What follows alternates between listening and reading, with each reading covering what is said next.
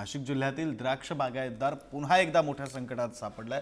सातत्याने होत असलेल्या मुसळधार पावसामुळे जवळपास 50% द्राक्ष बागा फेल झाल्याचं गंभीर चित्र समोर आलं। गेल्या काही दिवसांपासून जिल्ह्यात जोरदार पावसाने द्राक्षांच्या घडावर परिणाम झालाय, तर अनेक ठिकाणी फुलोरा आणि फळं सडू लागल्यानं बागायतदार हतबल झालेले आहेत। अनेक शेतकऱ्यांनी कर्ज काढून बागांमध्ये गुंतवणूक केली होती, मात्र आता त्या बागाच पावसाच्या तडाख्यात उद्ध्वस्त होताना दिसतात।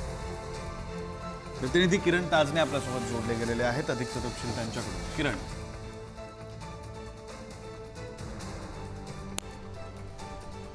विक्रांत, मी सध्या नाशिकच्या दोंडेगाव वाडी या ठिकाणी आहे। निफाड तालुक्यातला हा संपूर्ण परिसर आहे। ज्या द्राक्ष बागेमध्ये मी सध्या उभा आहे त्या ठिकाणी जर बघितलं तर गंभीर अशा स्वरूपाची परिस्थिती आपल्याला बघायला मिळते। कालच्या रात्री झालेला जो पाऊस आहे त्या पावसामुळे जे या ठिकाणी द्राक्ष बागेमध्ये पाणी साचलेलं आहे ते अद्यापही जिरलेलं नाहीये। त्यामुळे या द्राक्ष बागेमध्ये फवारणी करण्यासाठी जो ट्रॅक्टर मध्ये घेऊन जातात त्या शेतकऱ्यांना देखील अडचण येते आणि फवारणी करण्यासाठी एकूणच गंभीर अशा स्वरूपाची या ठिकाणी परिस्थिती निर्माण झालेली आहे। ज्या द्राक्ष बागेमध्ये आपण सध्या आहोत तो पुरकर यांचा द्राक्ष बाग आहे आणि या द्राक्ष बागेची एक गंभीर बाब मी तुम्हाला सध्या दाखवतो। खरं तर अनेक पिकं ही अशी असतात की ज्यामध्ये पाऊस पडल्यानंतर किंवा अतिवृष्टी झाल्यानंतर त्याचा तात्काळ फरक पडत असतो, परिणाम दिसत असतो। मात्र हा जो द्राक्ष बाग आहे याला द्राक्ष घडच आलेलं नाहीये, म्हणजेच फळधारणा झालेली नाहीये। एप्रिल ते मेच्या दरम्यान झालेला जो पाऊस होता त्या पावसाचा फटका या द्राक्ष बागेला पडलेला आहे। नाशिक जिल्ह्यामध्ये जवळपास 50% द्राक्ष बागांची अशी स्थिती झालेली आहे। त्यामुळे यंदाच्या वर्षी जे येणारं उत्पादन आहे ते देखील घटण्याची मोठी शक्यता आहे। महत्त्वाची बाब म्हणजे आंतरराष्ट्रीय बाजारपेठेमध्ये हे जे संपूर्ण पीक असणार आहे, जे द्राक्ष पीक असणार आहे त्याची पत देखील या सगळ्या दरम्यान खालावण्याची दाट शक्यता आहे। एकूणच या संपूर्ण परिस्थितीमुळे शेतकऱ्यांवर नेमका कसा त्याचा परिणाम होतोय, प्रामुख्याने या सगळ्या शेतकऱ्यांना याचा अतिरिक्त किती खर्च येणार आहे या सगळी सविस्तर माहिती जाणून घेणार आहोत। काय नेमकी तुमची ही सगळी परिस्थिती निर्माण झाली? काल किती पाऊस झालाय? काल जवळपास रात्री 7 वाजेपासून 70 ते 80 mm पर्यंत आतापर्यंत पहाटेपर्यंत पाऊस झालेला आहे आणि अतिशय गंभीर परिस्थिती या ठिकाणी निर्माण झालेली आहे। येणाऱ्या काळामध्ये मोठी समस्या आमच्या समोर उभी राहणार आहे, जसा की आमचा किराणाचा सुद्धा खर्च यामधून भागणार नाही। आपण तुम्ही बघू शकता की या कोणत्याही काडीवर गर्भधारणा झालेली नाही आणि द्राक्ष तुम्ही बघता की पूर्ण इंडस्ट्री या ठिकाणी खऱ्या अर्थानं कोलॅप्स झालेली आहे आणि अशी एकंदर परिस्थिती आमच्यावर उद्भवलेली आहे की सामुदायिक आत्महत्या करावी की काय असा गंभीर प्रश्न आमच्यासमोर निर्माण झालेला आहे।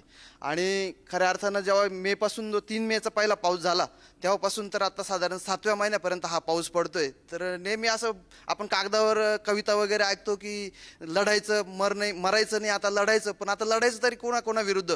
शेतकऱ्यांनी लढायचं आपल्या याच्यासाठी, सरकार विरुद्ध लढायचं की निसर्गाशी लढायचं की लेबर विरुद्ध लढायचं की वाढणाऱ्या खतं पावडरी मजुरी? तर निश्चितपणाने अत्यंत गंभीर परिस्थिती या ठिकाणी 12-13 एकर द्राक्षाची बाग आमची या ठिकाणी उभी राहिलेली आहे आणि आमचं एकत्र कुटुंब असून खऱ्या अर्थानं आमच्या मुलांची सुद्धा शाळेचा मोठा प्रश्न निर्माण झालेला आहे आणि ही दखल खऱ्या अर्थानं तुम्ही सर्व लोकांनी वरपर्यंत पोहोचवलेली पाहिजे। नाहीतर एक दिवस निश्चितपणाने तुम्ही इथं फक्त बातम्या जसं विदर्भामध्ये बघत असतो आपण की खूप मोठ्या प्रमाणात आत्महत्या होत आहे, तोच ट्रेंड या ठिकाणी नाशिक जिल्ह्यात सुद्धा येणाऱ्या काळामध्ये आपल्याला बघायला भेटेल। खूप मोठ्या संख्येनं खरं अर्थाने आम्ही लढत आलो, पण आता लढायची शक्ती आमच्यामध्ये संपलेली आहे। आता माझी मुलं एक 10वीला एक तिकडे IITला गेलेलं आहे, परंतु त्यांना सुद्धा फीस भरायची आमची ऐपत नाही आहे। आम्ही आता दिवाळीमध्ये आमच्या पोरी आमचे एकत्र कुटुंब असले ना, आमच्या पुतण्या त्या सुद्धा दिवाळीला आल्या होत्या। आम्हाला खूप इच्छा होती की त्यांना 2-2, 4-4 हजार रुपये द्यावे त्यांच्यासाठी, परंतु ती सुद्धा आमची परिस्थिती नाही। उलट आमच्या पोरींनीच आम्हाला धीर दिला की तुम्ही लढा। आम्ही त्यांना आता यावेळेस आले ना तेव्हा सांगितलं की तुम्ही आम्हाला पुढचे एवढे वर्षभर आहे तुम्हालाच आम्हाला सांभाळावं लागेल। अत्यंत अशी विदारक परिस्थिती कोणावर येऊ नये अशी गंभीर परिस्थिती या ठिकाणी निर्माण झालेली आहे। अगदी खरं आहे। आपण बघतोय विक्रांत की या शेतकऱ्याची जी भावना आहे तशीच इथे उपस्थित असलेल्या अनेक शेतकऱ्यांची देखील तशीच भावना आहे।